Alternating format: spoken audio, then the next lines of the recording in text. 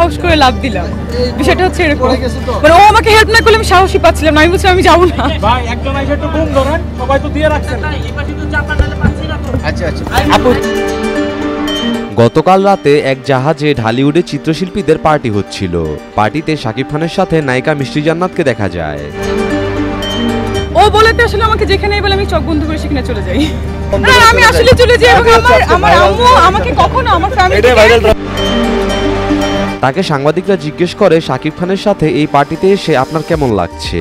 উত্তরে নায়িকা বলেন, কারণ আমি কখনো লঞ্চ বা স্টিমারে ফার্স্ট টাইম উঠেছি, মানে দেশের বাইরে উঠেছি, দুবাইতে যখন থাকি তখন ক্রুজ ডিনার করেছি, বাট বাংলাদেশে this is the first time. এই পার্টিতে আপনার আসার কারণ কি?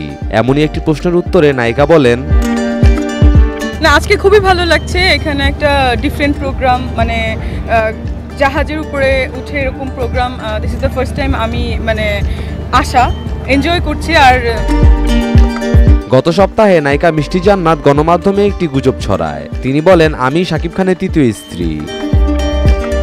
ভক্তরা বুঝতে পারে নায়িকা ভাইরাল হওয়ার জন্য নিজেকে শাকিবের তৃতীয় স্ত্রী বলে দাবি করছে।